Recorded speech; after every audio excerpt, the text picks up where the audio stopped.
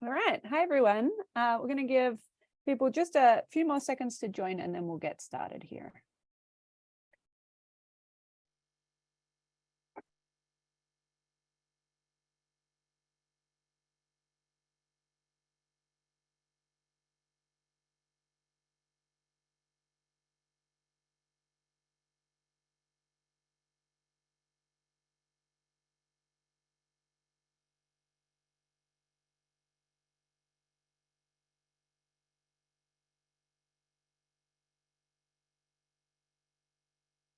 Okay, it's about that time. We'll get started. We'll have a few more people join, I think.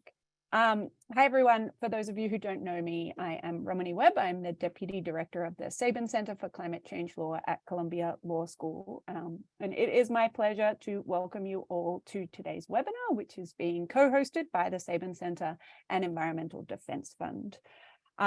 Just so everybody is aware, we are recording this webinar and we will post a video to the Sabin Center's YouTube channel after the event. So we're here today to talk about implementation of the 2022 Inflation Reduction Act. That act is, of course, the most significant climate law ever passed by the US Congress. Provides nearly $400 billion in funding and other programs to support climate mitigation and adaptation and to advance climate justice. More than a dozen federal agencies are involved in implementing the climate-related provisions of the Inflation Reduction Act. And they're agencies as diverse as the Environmental Protection Agency, the Department of Energy, the Department of Treasury, and the Department of Homeland Security. With such a broad array of agencies involved, it can be really difficult for local governments, states, Native American tribes, community organizations, and others to keep track of what is happening and to figure out where and how to engage. And so today's webinar is really intended to help with that.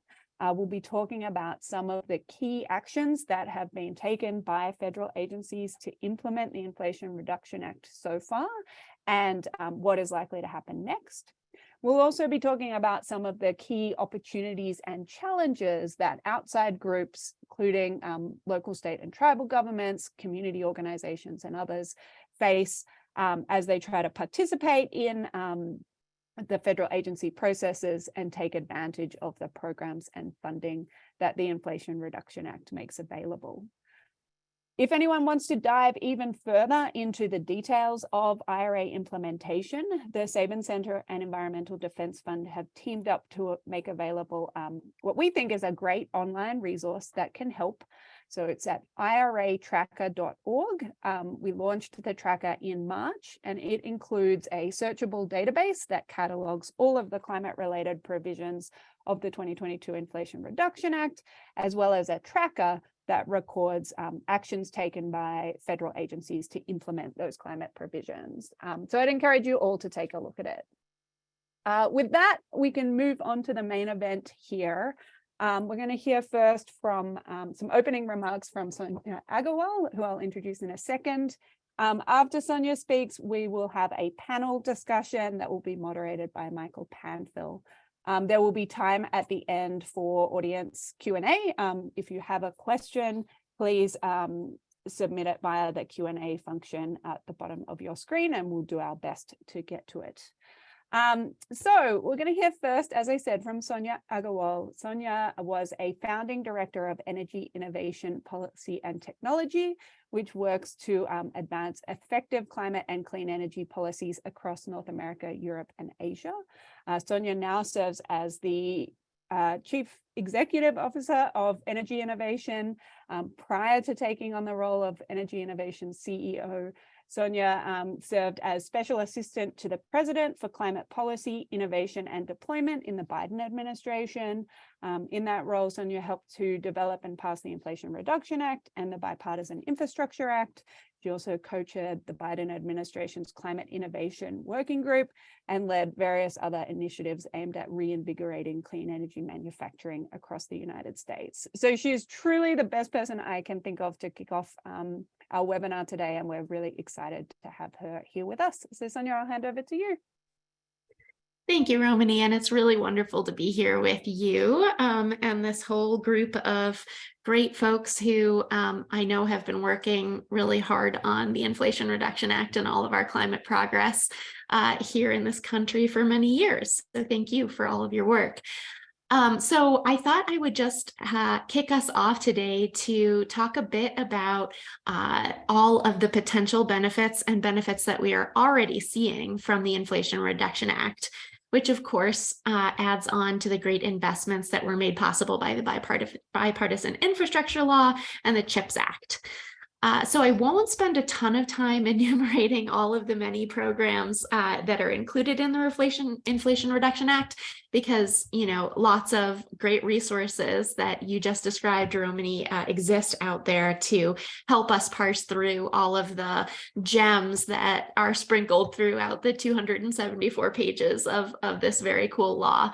But today I'm going to share just some specifics about the benefits that we're already seeing and what additional benefits we can expect from the law. And then I'll just describe one cluster of policies that I'm particularly excited about as an example of how we can think together about implementation and capturing all of the potential benefits. And then we'll turn to the other panelists to share about how you can get involved to implement the law and make sure we deliver on all of this promise. So first, to kick us off, the benefits. I just think it's important to situate our conversation in the current debate happening in Washington, D.C.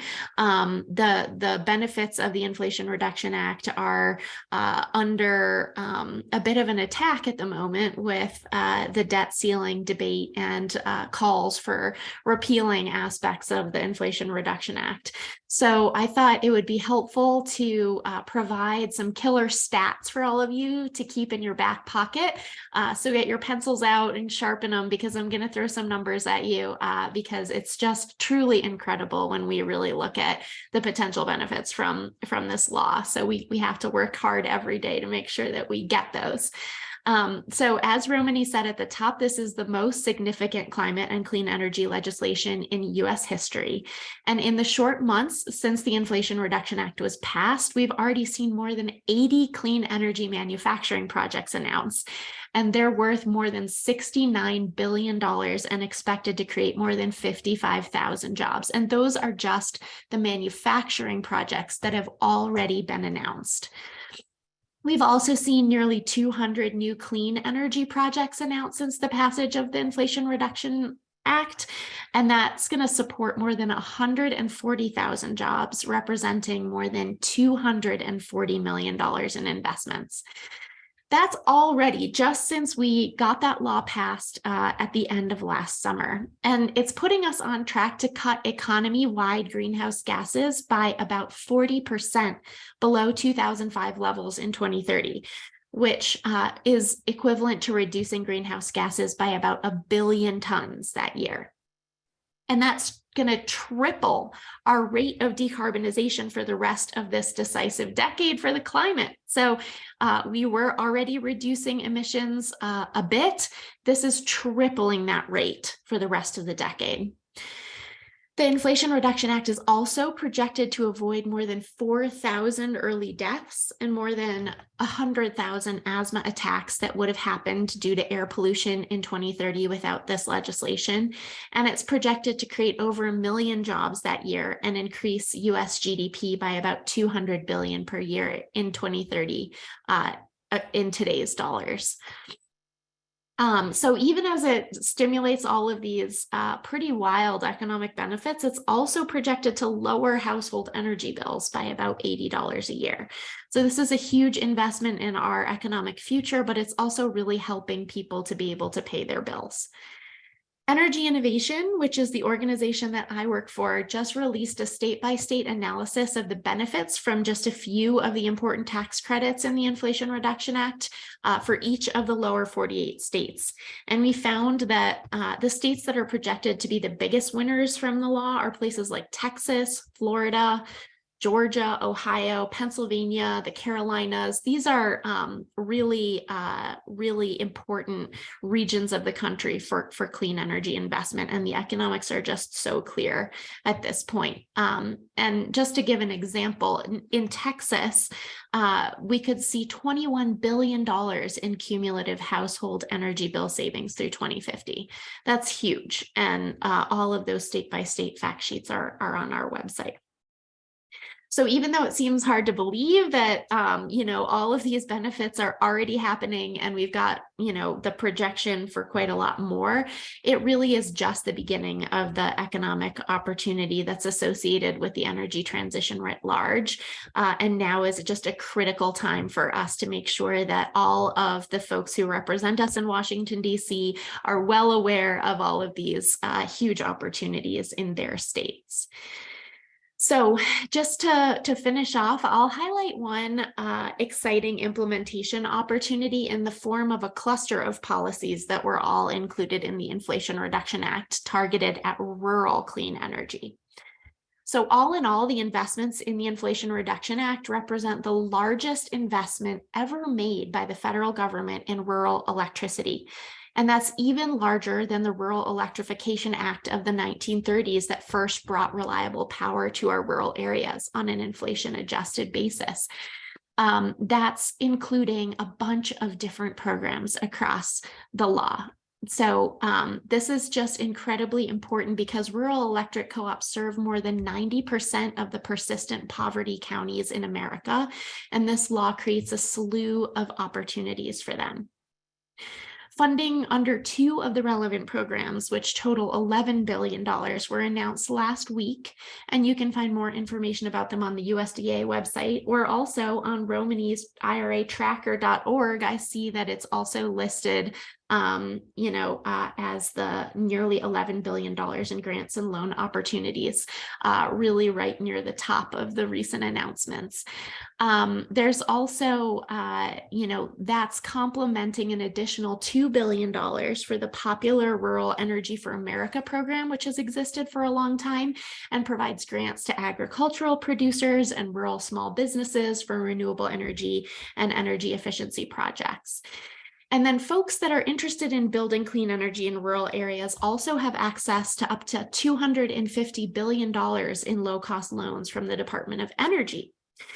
And then if you add on the tax credit booster for locating clean energy projects in energy communities, and the Inflation Reduction Act's changes to the way that all of the clean energy tax credits are paid, that finally makes these tax credits available to the nonprofits like rural electric co-ops. And given all of these new opportunities for rural electricity, there is actually a new working paper that's coming from the University of California, Berkeley, showing that the least cost electricity generation portfolio for rural electric co-ops alone includes 80 to 90% clean electricity by 2030 and at the same time reduces wholesale electricity costs by about 20%.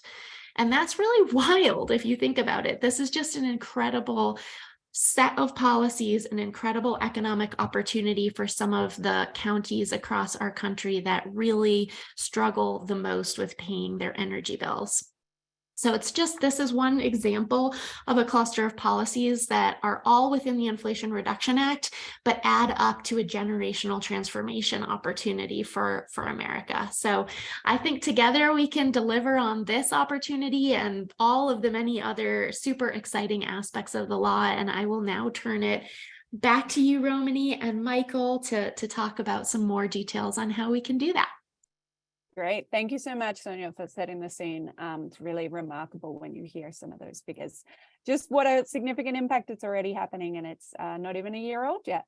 I'm going to turn it now to Michael Panfil, who's going to moderate our panel discussion.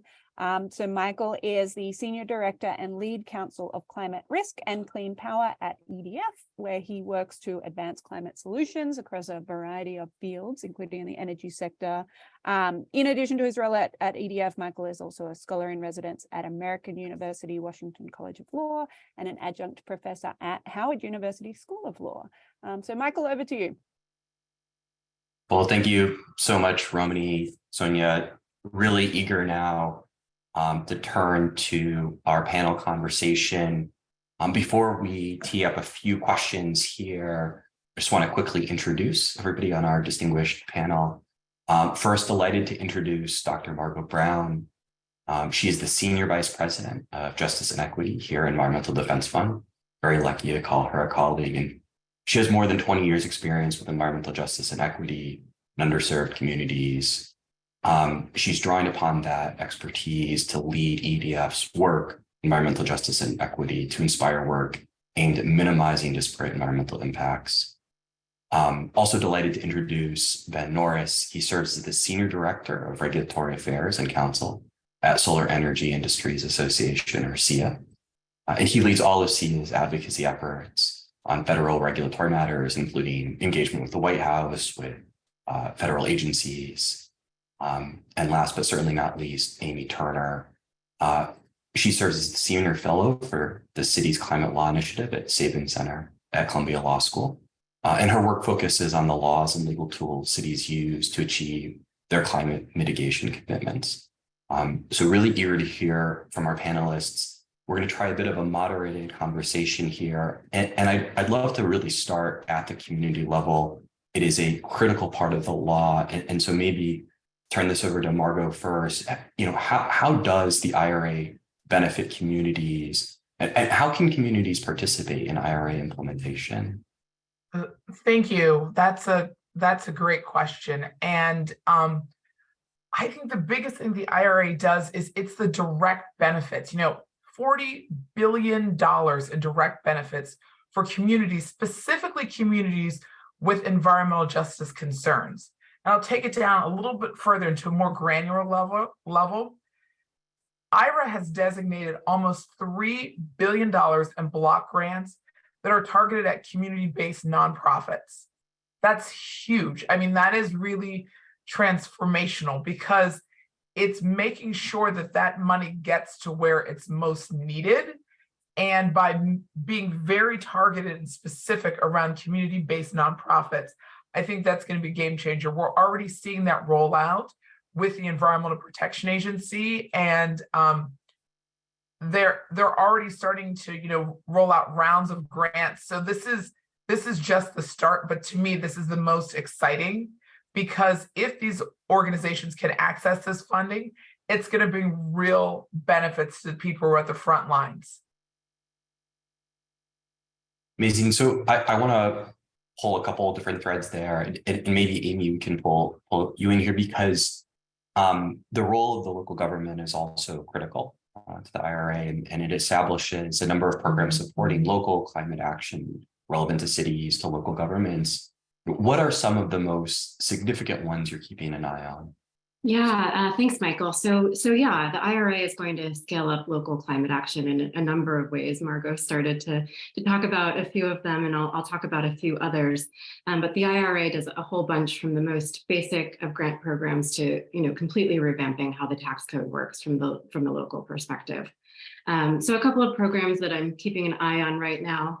The Greenhouse Gas Reduction Fund, or the GGRF, is one that's particularly interesting given its potential to leverage private dollars through some of the new financing mechanisms that it'll facilitate.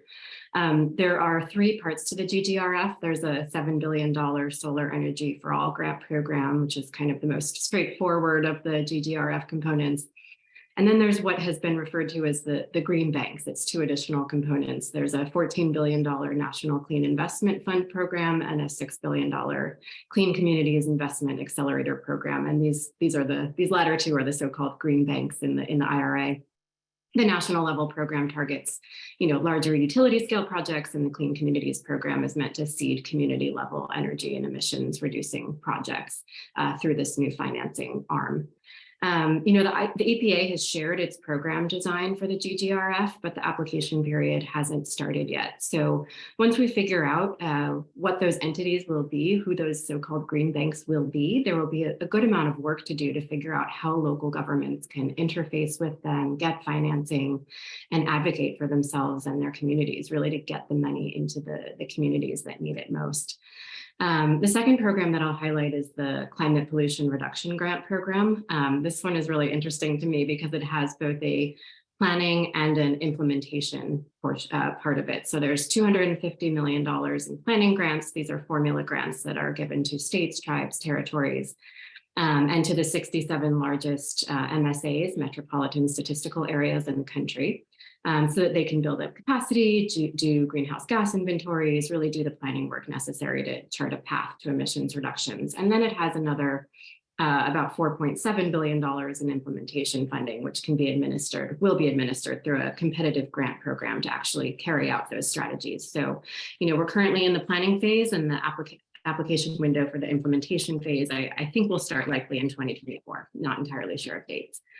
I think it's a really interesting program because it bakes in that planning work. So, whether or not a city or state or tribe applies for or is successful in getting the implementation funding, this is, really pushing them to do the work of building capacity and, doing some of the planning that they need. And then, there are dozens more programs. I'll also quickly note direct pay, which Sonia touched on. It's a change that the IRA makes to the tax code to allow state and local governments, among other non-tax paying entities, to get what would otherwise be tax credits as cash payments. And this really opens up local governments and other non-taxpayers to a whole new world of renewable energy development, among other things. The IRS is slowly rolling out guidance on its many changes to the tax code. And so we know direct pay is in effect already, but there are still some pretty significant questions about how it will work. So, I could go on. There's obviously lots in this law, but I'll stop there.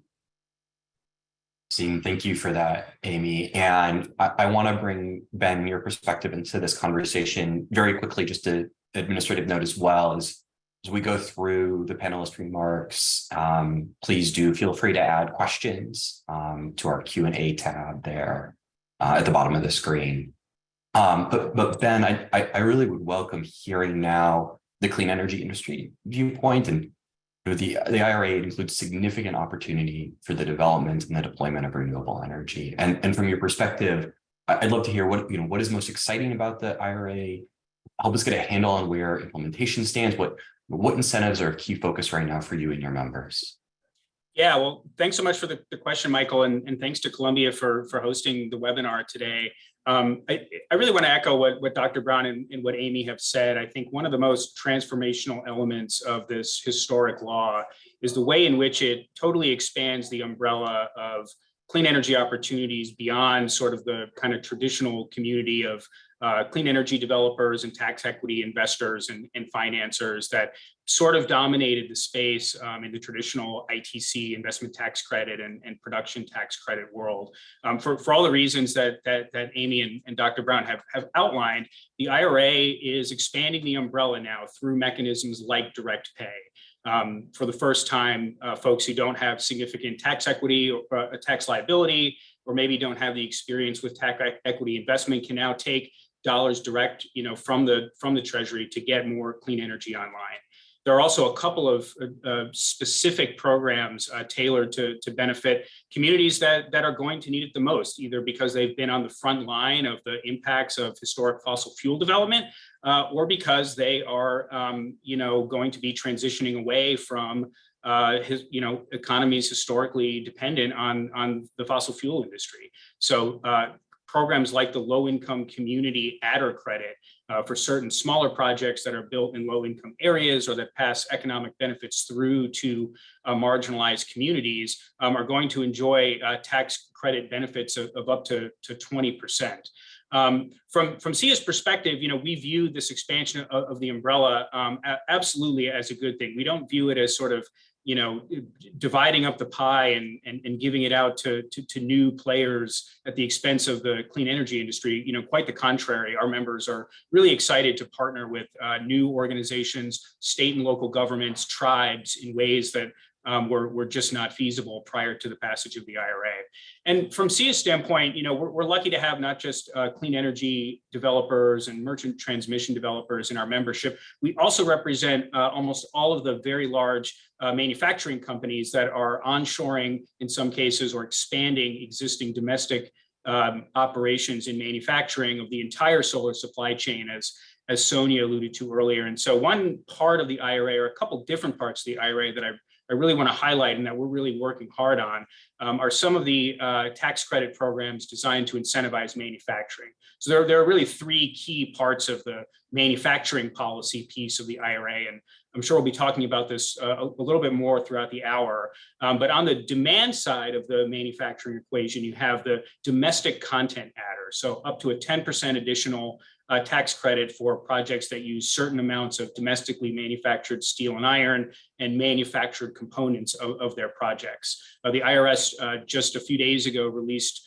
their initial guidance on how that domestic content adder is going to work, and I'm sure we'll be getting into that here shortly. But there are two other really key parts of the manufacturing side of the IRA that SIA has been championing for years. One is the expanded 48 Big C advanced manufacturing tax credit. This is up to a 30% investment tax credit that you can get for building new manufacturing facilities here in the US. That's a program that's capped at $10 billion, but the Treasury Department and DOE have already put out some initial program design guidance that is going to inform applicants for some of these additional tax credits that are going to be due here in the next few months.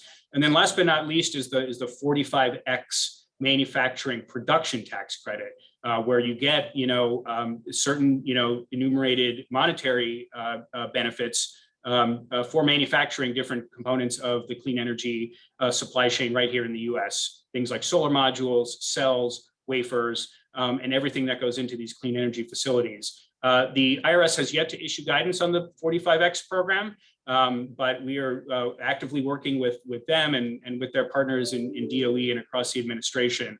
And we think that all of those manufacturing pieces put together are going to really supercharge all of the incredible investment we've already seen here that Sonia outlined for you at the top.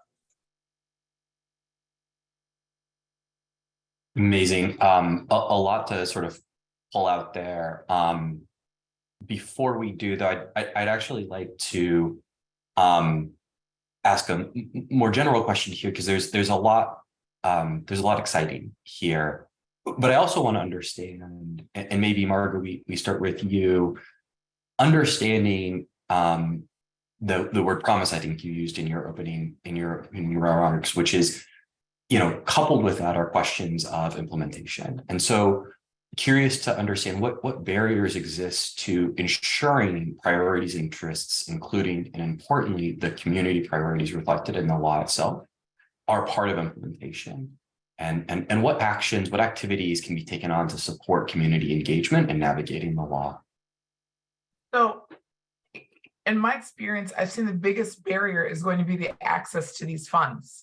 You're asking community-based organizations to access billions of federal dollars, and those federal dollars are being given out through the federal grant-making system. And anybody who's ever tried to apply for a federal grant knows that is a Herculean task.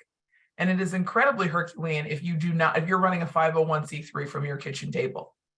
And one of the things that we've done here at the Environmental Defense Fund is working with an organization called Writing for Green, and specifically trying to establish grant writing workshops and trainings to support communities' ability to access those funds. So it's not just a grant writing workshop, but once those workshops are complete, is providing 100 hours of coaching services to community-based organizations to be able to ensure that they have the capacity. I mean, the key word here is capacity.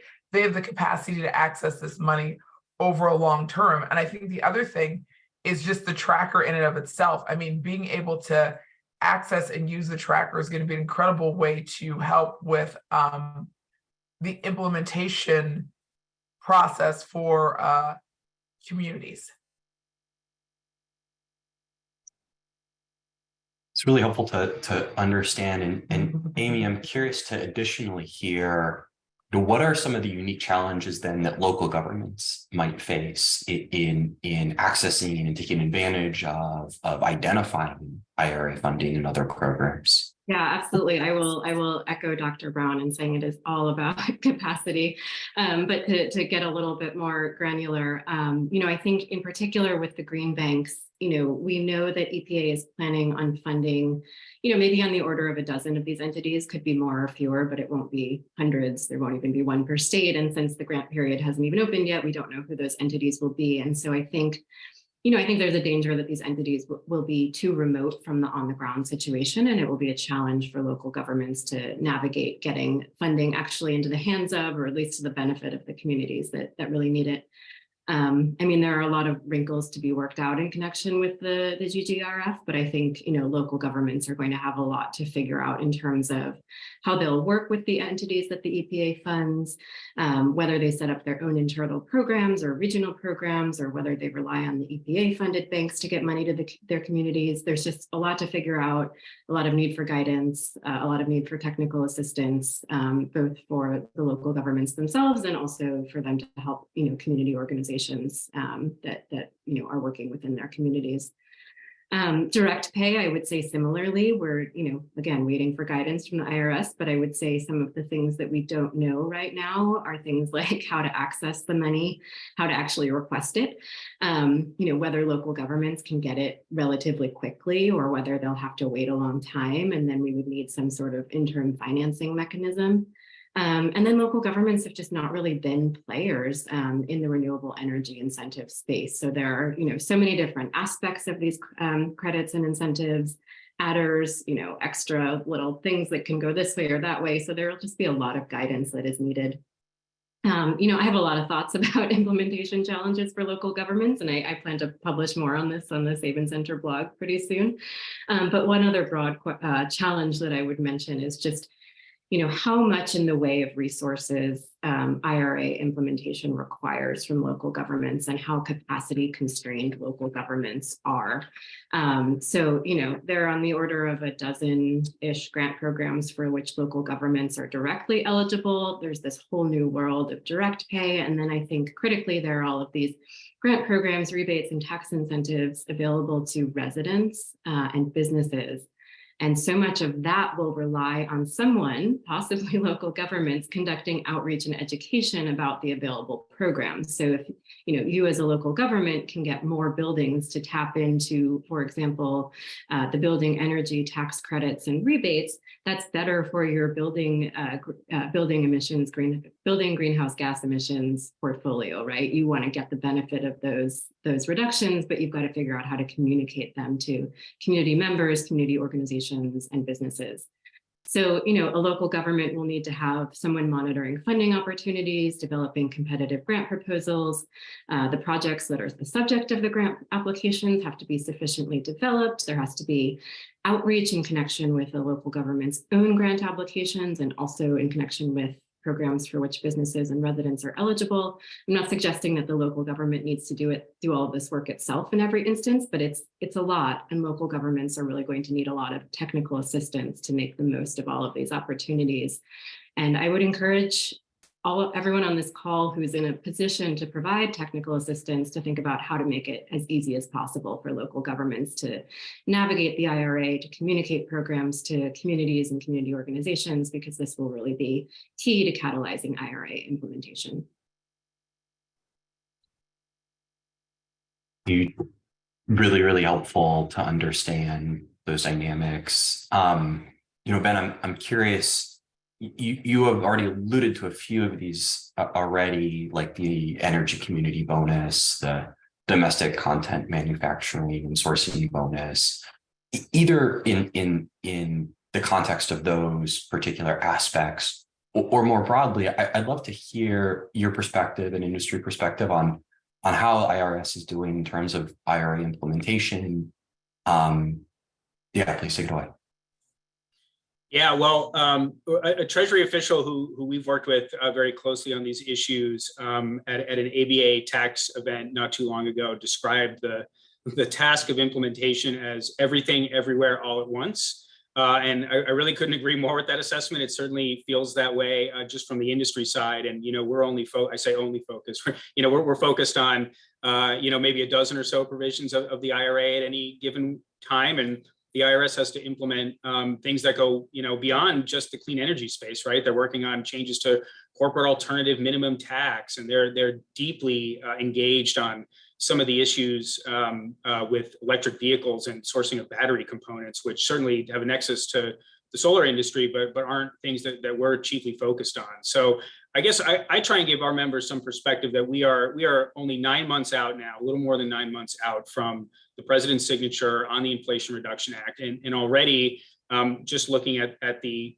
Treasury only issues that we care about. Obviously, we're definitely working on the Greenhouse Gas Reduction Fund. We're working on some of the new funding for rural co-ops and small business owners that are coming out of the USDA. But if you take just a look at the Treasury guidance, we've already got 6 pretty significant pieces of tax guidance out in a 9-month period. That is like light speed for a federal agency, right? And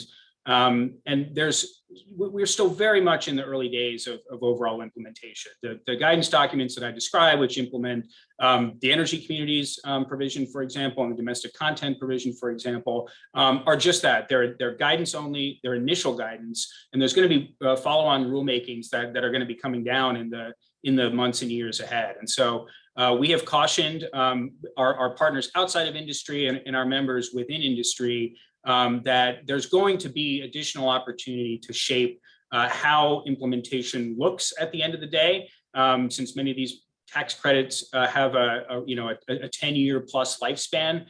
There will be lots of opportunity for additional engagement. And so, to answer your question, Michael, we really applaud the IRS given the staffing and resources they have at this point, that they've been able to get such detailed guidance out to date, understanding, of course, that there's lots of work left to be done. I'll say just a few things about both the energy communities guidance and the domestic content guidance that you mentioned. So in early April, we got initial guidance on what an energy community is and how to qualify for that additional 10% tax credit. So broadly speaking, there are 3 categories of energy communities. There are those that where projects are sited on brownfields, are cited in census tracts that have closed coal mines or closed coal-fired EGUs, and those that are cited in statistical areas that have historic ties to fossil fuel employment or fossil fuel tax revenue. Overall, industry was really pleased with how this guidance came out. I think you're going to see a lot more clean energy development in these energy communities. It's the product of a lot of work done by the interagency working group on coal communities for years prior. And the IRS right now is looking for more information specifically on that fossil fuel tax revenue piece. And there is a nexus here to the local government challenges that Amy mentioned, right? It's hard to get all of this tax revenue information in one spot. We haven't been able to locate a single source. The IRS hasn't been able to locate a single source and asked for some additional comments. And so our recommendation to them was to allow coalitions of state and local governments to self-certify to the IRS that yes, based on their understanding of the tax revenue definitions, their areas might qualify or might not qualify as energy communities. Domestic content guidance, which just came out last Friday, I think is really still being digested within the industry. There are lots of questions about whether certain manufactured products and certain components are going to be considered by the IRS when they're looking at that sort of 40% baseline for manufactured products in a clean energy system to qualify for the credit. On top of that, there's also a 100% US made steel and iron component. But I think one of our major questions coming out of the guidance from the end of the previous week is there's not a lot of clarity for rooftop systems in the guidance. So the guidance really only speaks to utility scale solar and wind and energy storage systems at this point. So we're really looking forward to continuing to engage with the Treasury Department on how to make that guidance workable for rooftop developers, both on the residential side and the commercial side.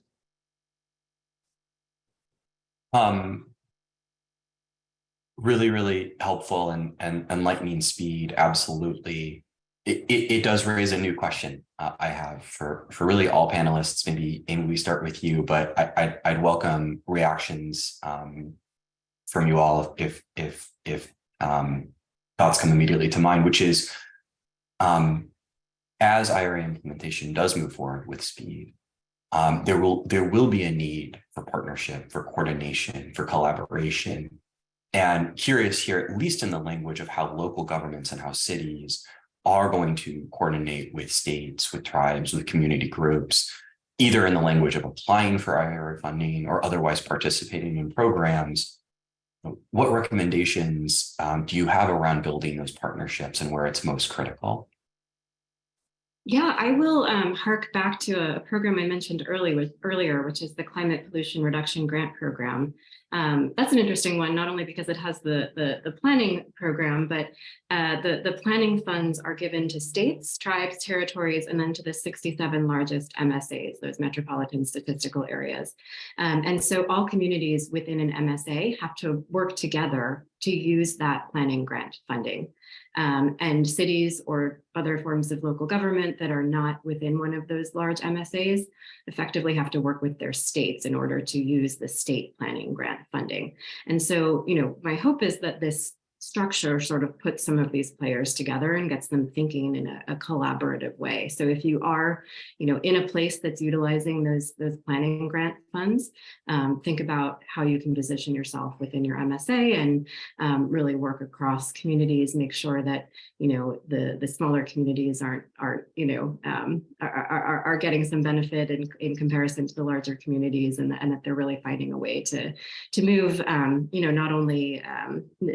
not only regional projects, but projects that can benefit everyone. So I think that's one place to look.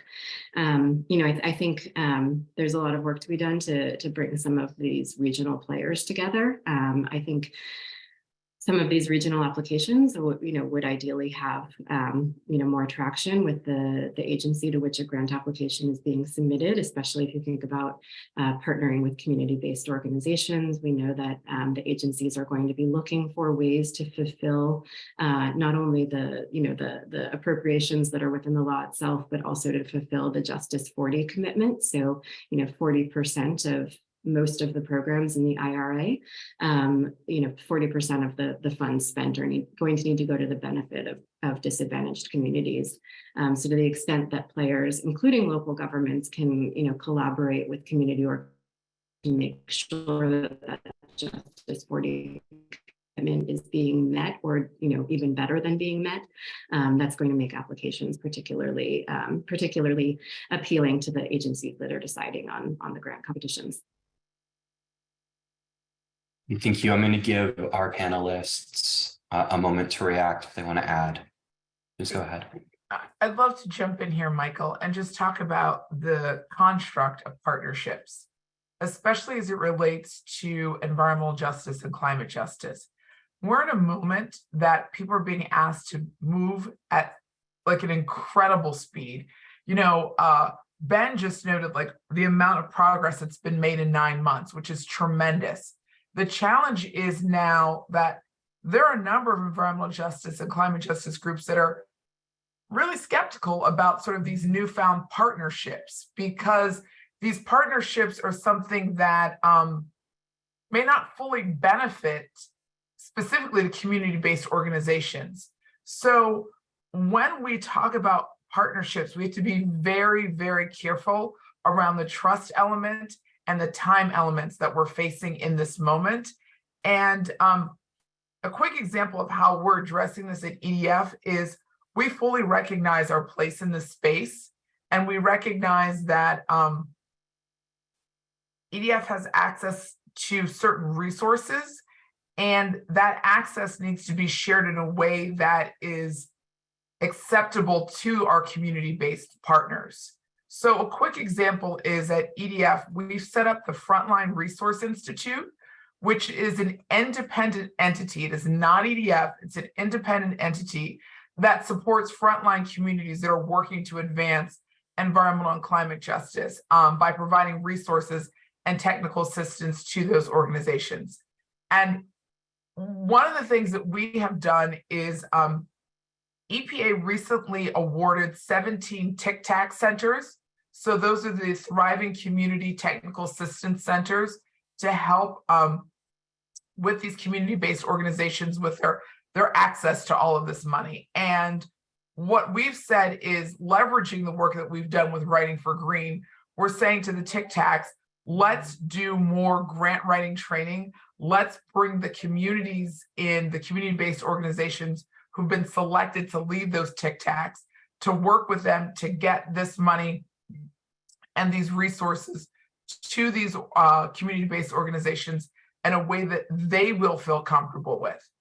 because the partnership can't be what we want or what we feel comfortable with. The partnership has to be with those trusted entities that the communities have, and that they're able to work with them in a meaningful way at this incredible speed that they're being asked to move at right now.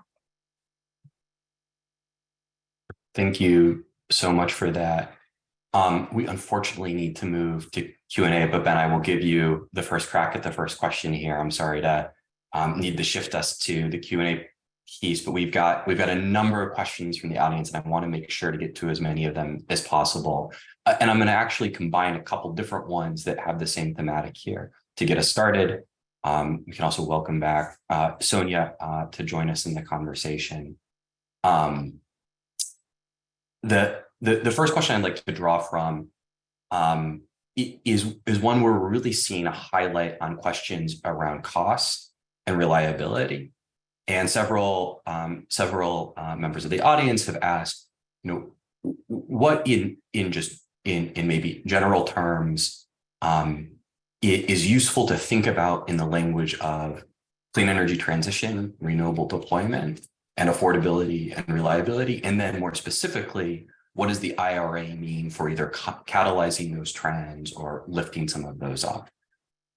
So turn this over to the entire audience. I think I gave Ben you the first crack at it if you want it. Yeah, I mean, that's a great question. It's probably one that's deserving of its own webinar. But one of the I want to key in on the reliability piece, especially because this is I think increasingly a concept that is weaponized by opponents of clean energy to sort of push back on the investment that the IRA is unlocking. That sort of familiar allegations that solar isn't reliable or wind isn't reliable, and the grid isn't prepared to kind of take on the stress of increased electrification.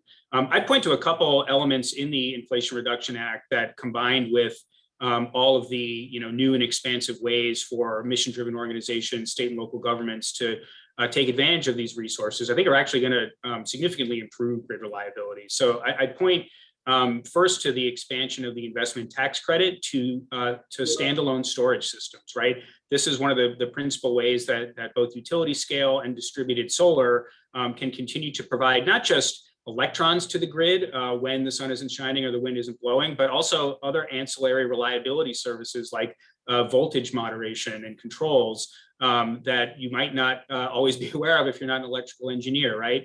And so expanding the investment tax credit specifically to battery storage systems, and then pairing that with tools like direct pay and transferability, I think are really going to add to the reliability assets of the grid contributed by renewable energy resources in ways that again, all stakeholders are going to be able to eventually enjoy the benefits of. And to Amy's point, there is still a fair amount of work that the IRS has to do on direct pay in particular. And to Dr. Brown's point about making sure that there's sort of authoritative and reliable information for new participants in these markets to consult.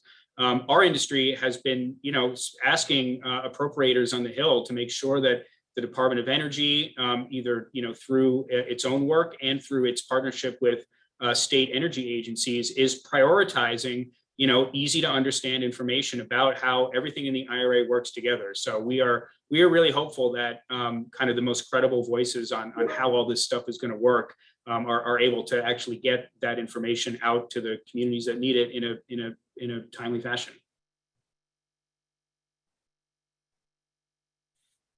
Please.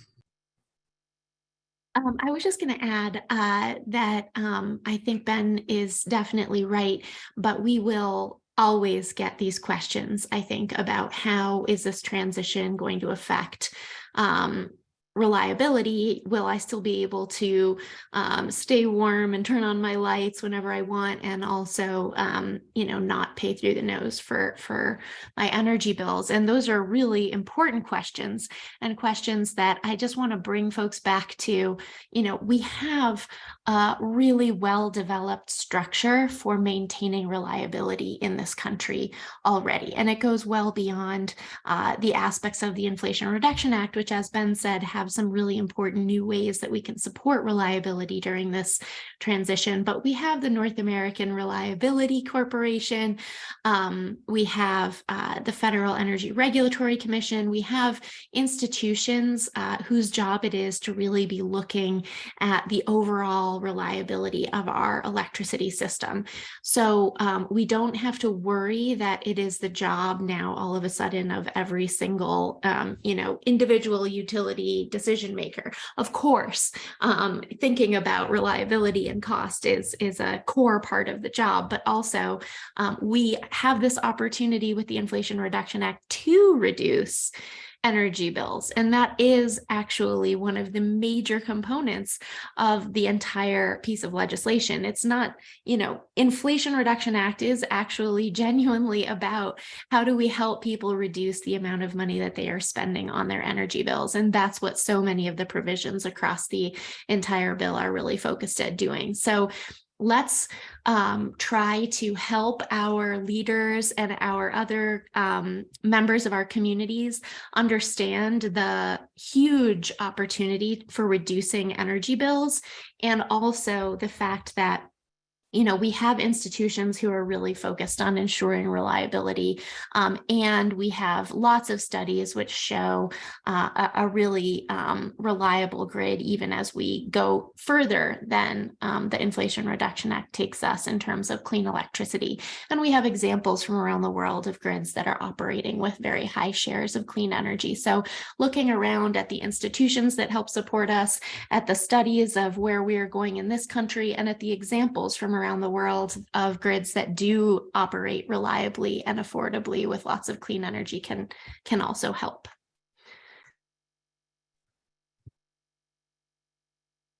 Fantastic. I want to bring in another question here. And this one's very specific. I'm gonna broaden it just by 1 degree. And the question is really around gaps in IRA implementation, where here the audience member asks where the academic sector can uniquely provide science and technology solutions, research, education, community-based engagement, convening power, et cetera, to help spur progress.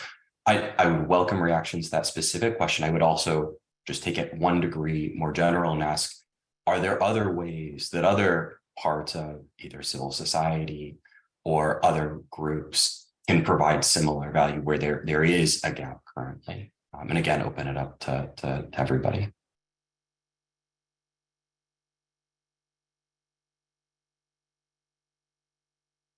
Well, I'll jump in. I work in the academic space, Michael.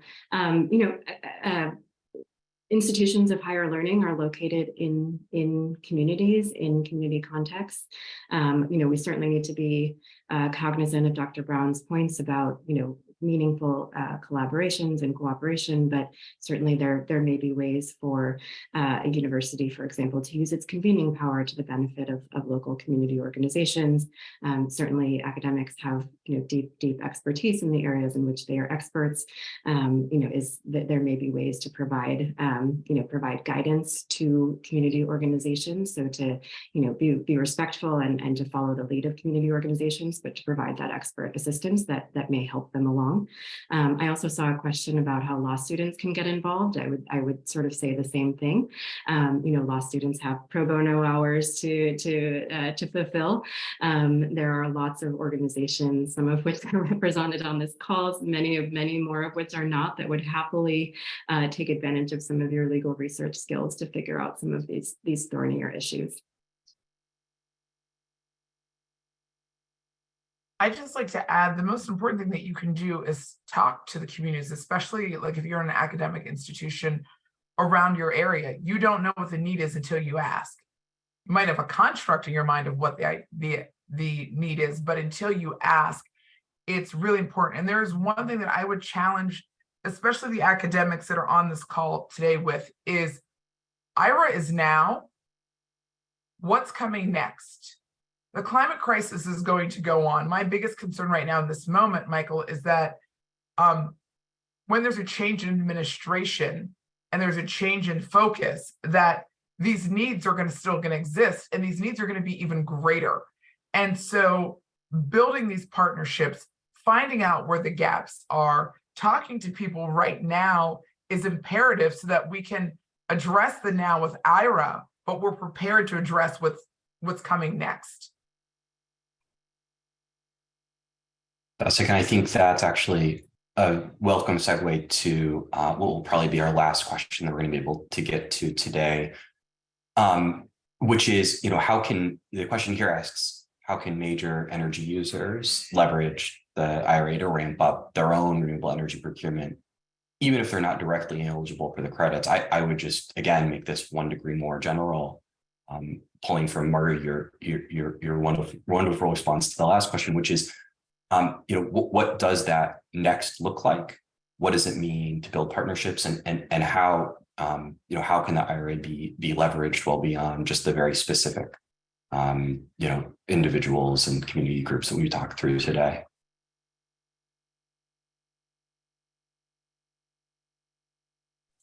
I'll take a quick stab at that, because I guess I want to Dr. Brown's point, it's always a challenge, like when we're just dealing with sort of guidance after guidance, to think longer term about challenges that are coming down the road. And if you're a large energy user, if you're a tech company, or you're running an electricity intensive industrial operation, the IRA is going to in a significant way incentivize you to switch or continue to procure renewable energy. But there's going to be a real need. There already is a real need for the workforce of the future to build and maintain those systems, not just over the life of these particular tax credits, but for decades and over the next century, as we continue to modernize and electrify the grid.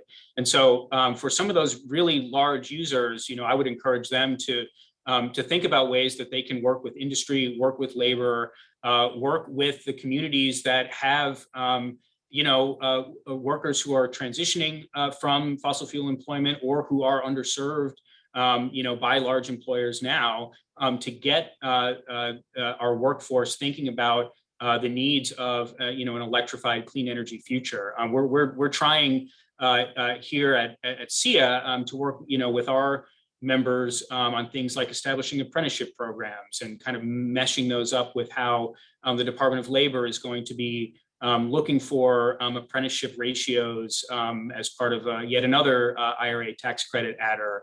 But I view anyone who uses electricity as having some skin in this game, and would really encourage in particular the large energy user base to think about ways to begin to build out that energy workforce of the future.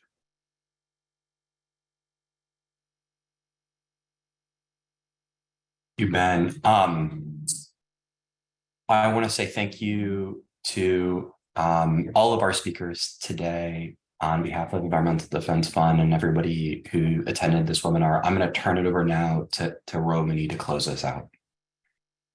Yeah, thanks. Obviously, we could have run for 2 or 3 hours with this and continued this conversation much longer. But I'd like to echo Michael's thanks to all of our speakers and panelists for participating in today's webinar. It's been a really fascinating conversation. I also want to thank all of our audience members for the great questions. As I said at the outset, we have recorded this webinar, and it will be made available online. We will share the link once it's posted.